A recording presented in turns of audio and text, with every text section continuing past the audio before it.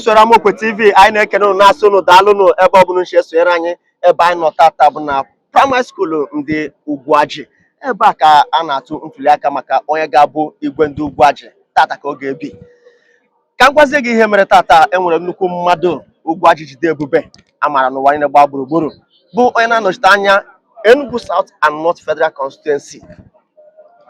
O wee bịa ebe a tata ka o wee sị na ya ga-atụkwa ntụliaka nke ya. Ihe o mechara kịta bụ accreditation bụ Honorable Chima atụ Abuja ka o si wee wuchie onye ihe obodo na-adị mma. O nwere ọ ga-abụ ọsịnye nwere efe. Biko onye isi ka ị batara ebe a, ị nwere ike ịgwa anyị ka ya bụ ntụliaka ka si aga nakwa ihe ịfụrụ ka obi dị gị? N'eziokwu, ekelere m ọha na eze na-ege anyị ntị na ndị na-ekiri anyị. Afọ m bụ Chimezie atụ, member na-represent Enugu North and South Federal Constituency. Abụ m onye Ugwuaji by birth. Tata ka a na-achọ iwepụta onye ga-abụ igwe ọdịnala Ugwuaji. And obi dị m aghọrị ka ihe kacha aga. A na-eme accreditation, emego m nke m, ọ bụ ihe anụ. Arafụ m na environment ndị na-ebe ahụ dị peaceful. Ha were obi aghọrị na tata na a ga-ewepụta onye ga-abụ igwe Ugwuaji. Na-ekelekwe the government of Enugu State ndị si oke na ọ dị mkpa ka Ugwuaji weta igwe ndị ga na-achịkọta obodo.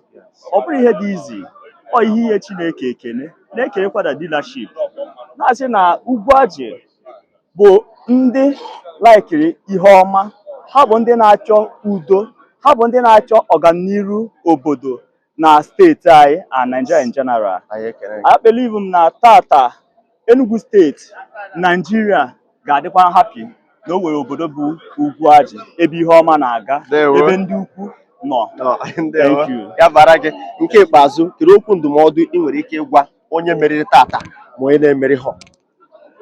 Okwu nwere ike ịgwa ndị niile na-azọ ihe a, ma ndị ga-ewin ma ndị na-ama win.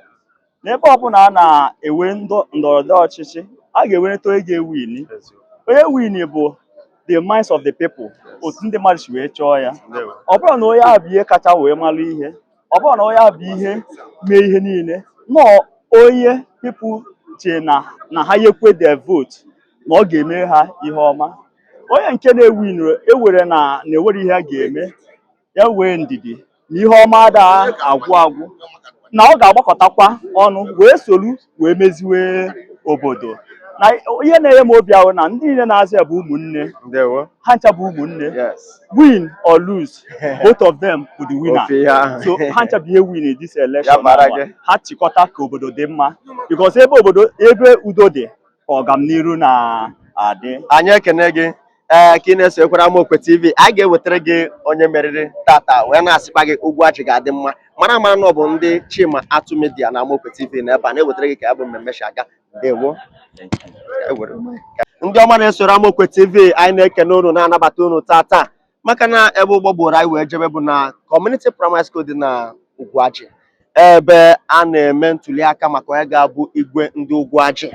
Unu mana otego ha na-echu ọnwụ ka ewepụta onye ga-abụrụ ha igwe, mana tata a sị na ọ ga-eme.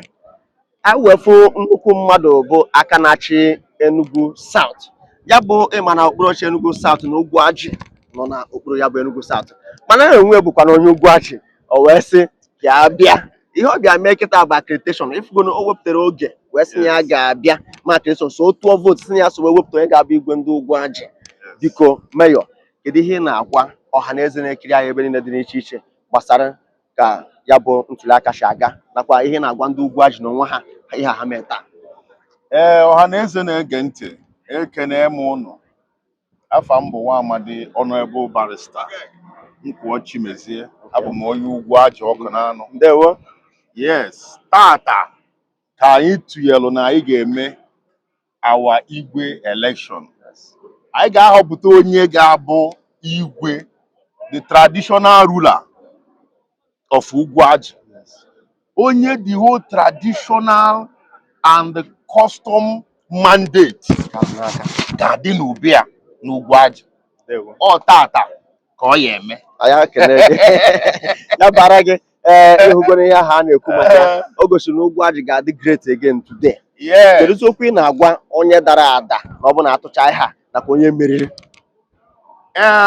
Atụcha vote a nke izi bụ na accreditation agago ọfụma, onye ọbụla emega accredit, ha tụkwuzi na-eche ọkụrụ ana time ebido easy election.